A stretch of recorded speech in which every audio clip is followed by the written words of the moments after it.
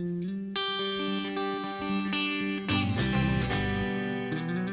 home on every rural road, Hyundai Country Calendar. I like being in the backcountry and the challenges that it throws up. Hunting in the hills. But this isn't recreation. This hunter's paid to do what he loves. Brilliant place to turn up at the office. Don't have too many worries out here.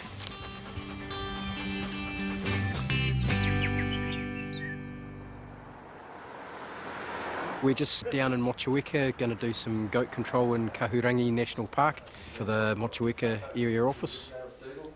Jason Hart's team of professional hunters work all around the country. This is the ultimate non-office job. Forecast is good for today, so we'll be able to get in there and get amongst it. I know Toby flies over where you guys are going all the time. If you need a hocker ride somewhere, feel free. Ian Cox is the Department of Conservation man in charge.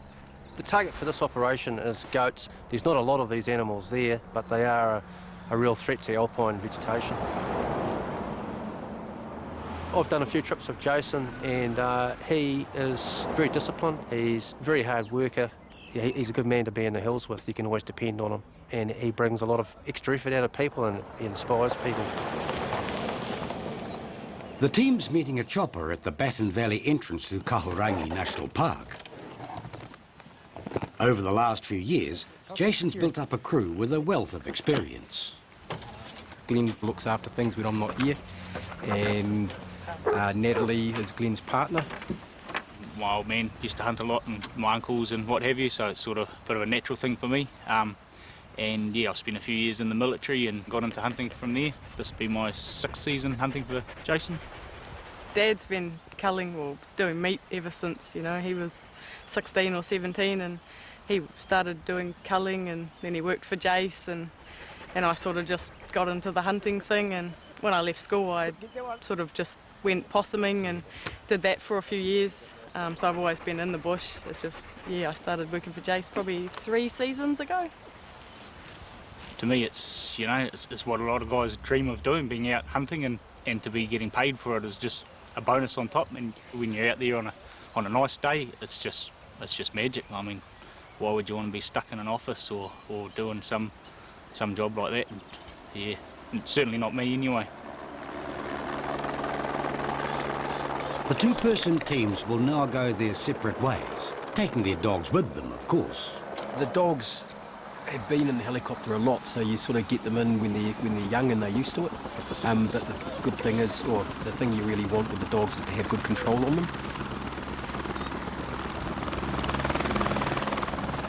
It is hard life. Like, definitely the crew sort of possess a special skill set.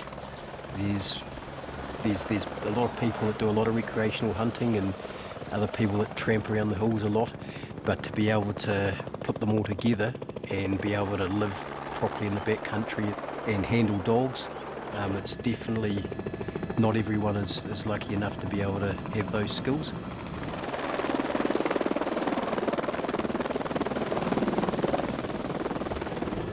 The hunters camp in pairs. Jason Hart and Sean Mustrosky are being dropped on a saddle near Mount Olive in the Arthur Range.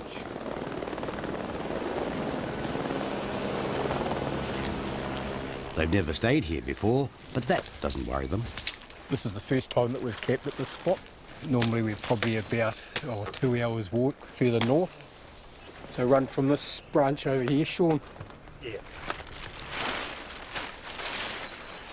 Sean is a former commando in the British military, so he's no stranger to sleeping rough.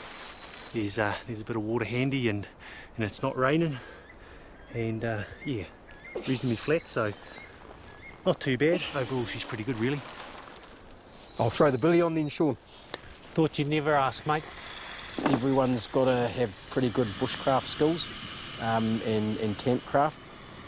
Just basic things like making billy tea, whether you're doing it over a fire or a petrol cooker like we are at the moment. So just little things like that are skills that sort of aren't so well known nowadays, because people are using tea bags or everyone's drinking Makona or Milo. But most of the boys are tea drinkers on the job.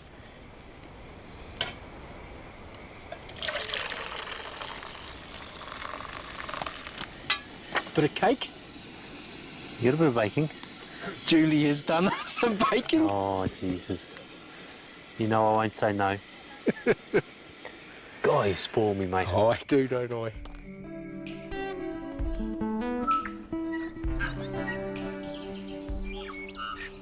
First light the next morning, and it's time to get going. A little bit clagged in this morning, Sean.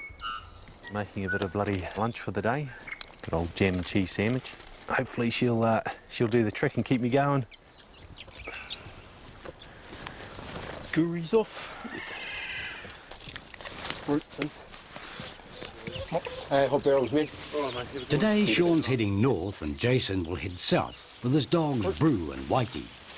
The dogs are a really important part of the operation. Without the good dogs, you can walk straight past animals.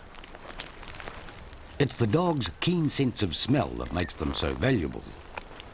Basically, a lot of the time you're just covering country as quickly as you can, either trying to find sign or for the dog to get a bit of wind to start working on. So you've got to put your dog in the right position to be able to get the best wind of the area. I could just go down there and let you pick up the direct wind again. The animal numbers through here are fairly low. You're sort of looking at maybe 1 or 2 per day. Just keep following the wind. There are days when you might go sort of 3 or 4 days without getting an animal, and then you'll track down a little hot spot and maybe pick up a dozen. I think they might be around here.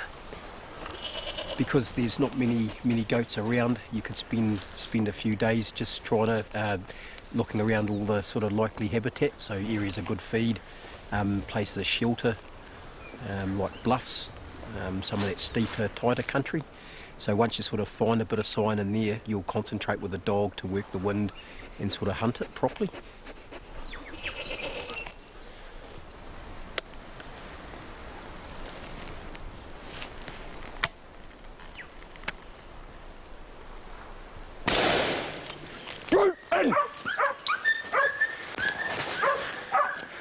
Yeah, we got some wind just underneath the ridgeline, about 400 or 500 metres back up the hill, and we just followed the scent with the dogs down, sneaking, and knew they were getting close, probably about 50, 100 metres back, and the dogs did a brilliant job, really tight stuff here.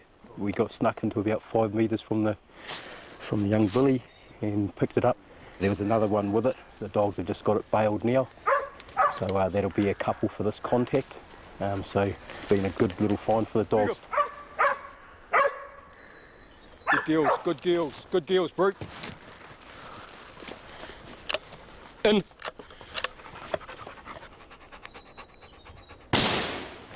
Good deals. It's not just the dogs' noses that are valuable, but their ability to bail animals up. It sort of shows the versatility of the old heading dogs, or collie cross type dogs. Majority of the guys use that type of dog that can indicate and bail. So we do this just to keep a token, and we hand them in at the end of the trip. Good deal. Work. Good deal. Good deal. Hey. Some real gravy. Meat juices and a bit of flour, a bit of water. She's looking good. Hard day. All better now though. Dinner's on, mate. She'll be about 20 minutes. Most of the guys are pretty good cooks, you know. Like, I think that it's an important part of the backcountry life. If you don't eat properly, then you can't work properly. Drumstick. Load her up there, mate. Yes. Got a fair old hunger on me. So it's being able to utilise the grub that you've got and turn something nice out for your camp, mate. Wrap your laughing gear around that stuff, Sean. Oh, Jason, you'll make someone a good wife one day. That's right.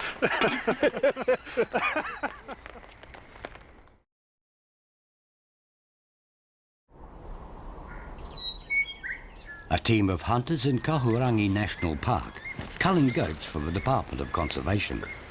There's always plenty to keep team leader Jason Hart busy at camp. Sit. But he couldn't do any of this without backup from his wife Julie. Julie keeps everything sorted at home. I'm away quite a lot of the year, so can count on Julie to get a bit of the paperwork and stuff done, and she looks after the kids as well. And it is an important side of the work, having a good partner that can put up with us being away a fair bit. Back home, Julie's used to taking the load. Drink of water, you get a drink of water. Okay, let's get them some dinner. It's our regular evening ritual, so it takes us about half an hour some evenings to feed the dogs. I think it's really important for the kids to learn how to take care of them and know that it's a chore that they have to do every day. Our dogs are our income, so we have to take really good care of them. When Leah was one, her first words were dad and dog, but when she was like one, we put the name tags up so she would know what dog was what, and she can read all of the dogs' names, and she also knows that Whitey's away for work or Brew's away for work. Jason's away probably about 200 to 220 days a year, so with the kids it's pretty full on, you know, but we've been together for 15 years now, so I'm kind of used to him being away, and with the kids now on the scene, it takes up a lot of your time, so you don't have that time to get lonely or it's full on, so that's good, yeah. Get in, Brew. When Jason gets back to the family in Linton, it's his turn to carry young Richie. Definitely good to get home after the 10 days away. The kids definitely grow a fair bit within that time, especially when they're young like this, and it's good to see their reaction when you walk back in the door in the afternoon. Yeah. So it's hard to go away, but that's part of the job. Where are you going to throw them? Watermelon, yum.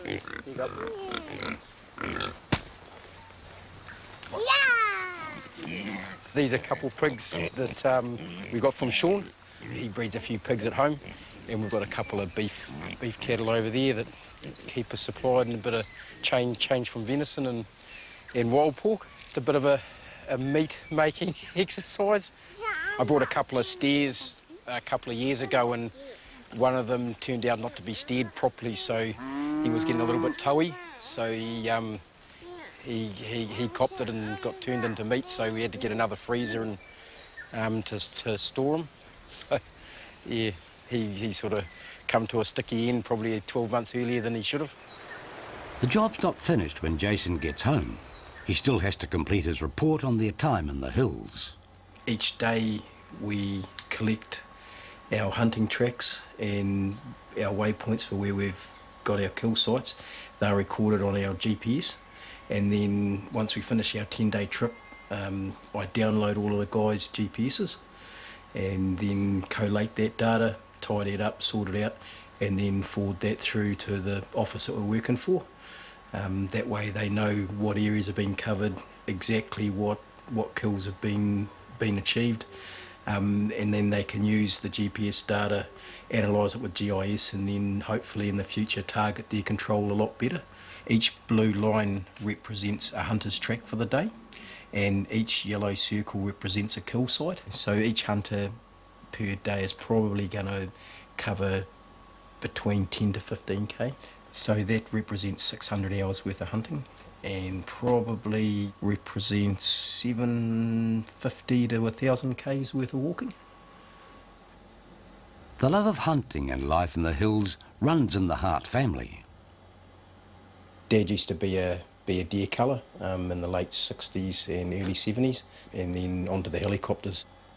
We spent a lot of time in the hills with Dad. He took me hunting and sort of got me my first deer and gave me a good rundown on on my bushcraft skills and that sort of thing. So very indebted to Dad setting us on the right path there. And along with a lot of his mates that he used to cull with. I sort of grew up with their sons, and we all sort of learnt the same sort of things.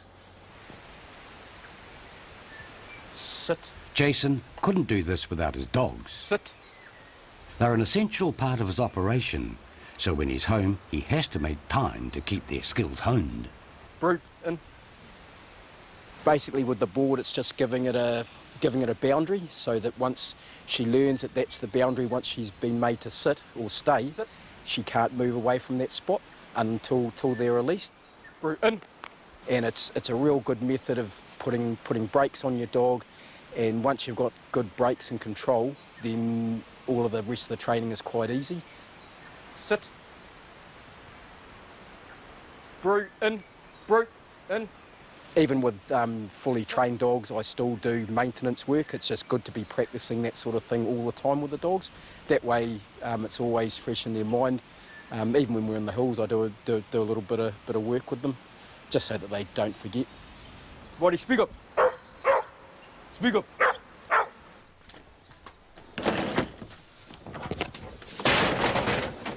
There's barely time for the washing to dry before he has to load his gear up for the next trip. Being away 200 days a year leaves Jason little time for recreation. Oh, a few moons ago now, I was sort of right into my multi-sport, sort of coast to coast and that sort of thing. Then got into my adventure racing, so did a few seasons doing that. The multi-sport, it's something I'd like to pick back up again, but just time management issues around that. What is up? After just 3 days at home, time to head for the hills again.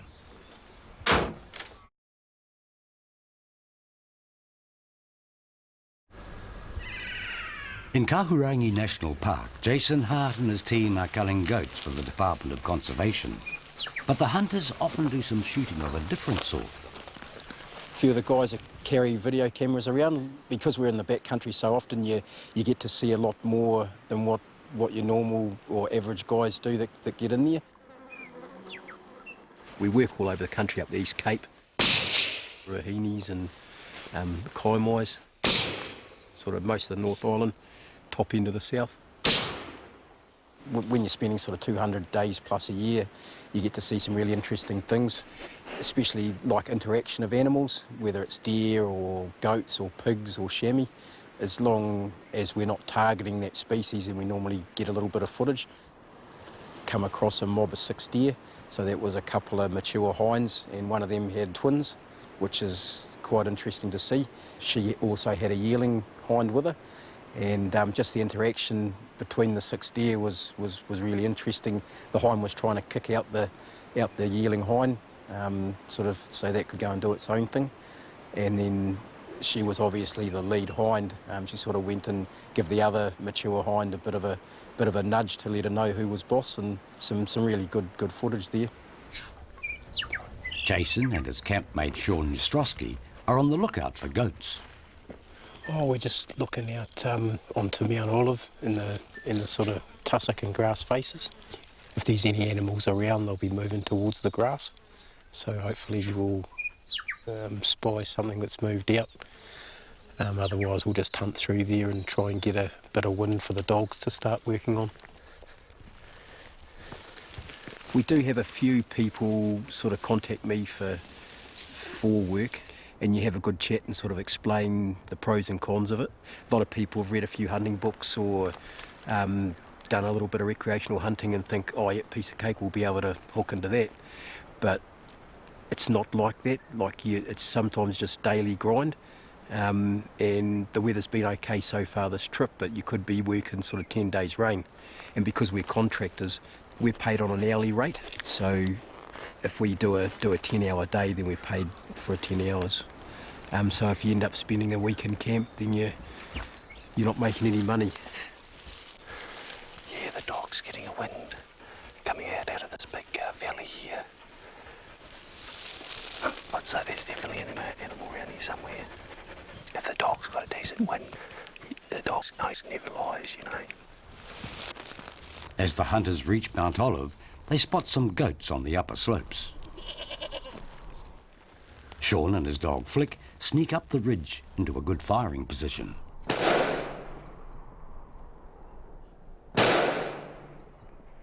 2 shots and 2 more additions to the tail line.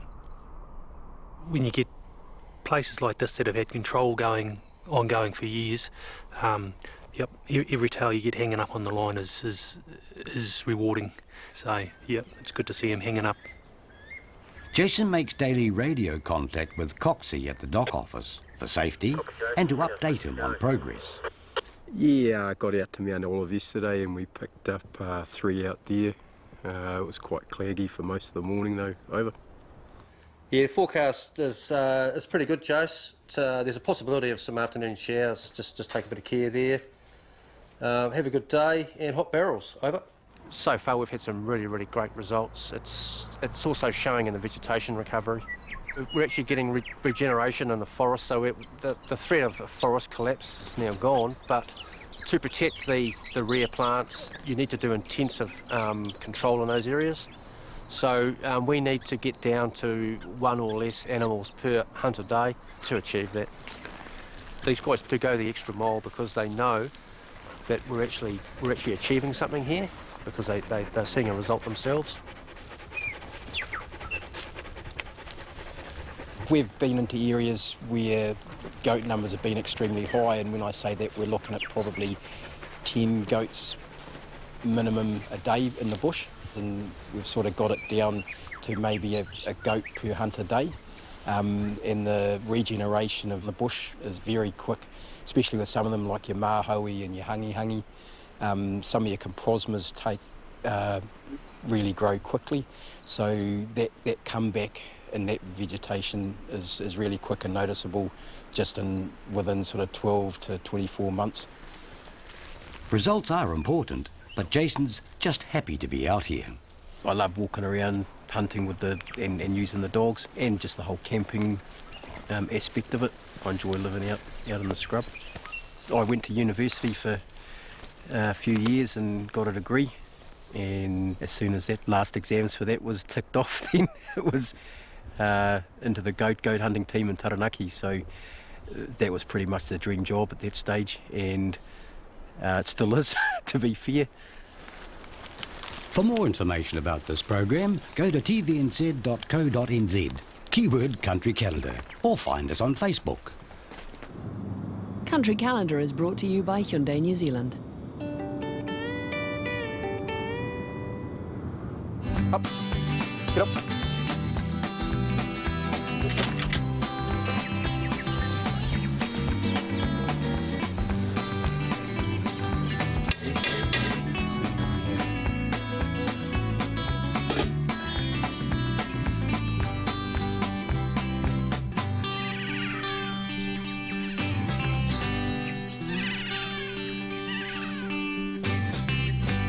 Supporting local content so you can see more of New Zealand on air.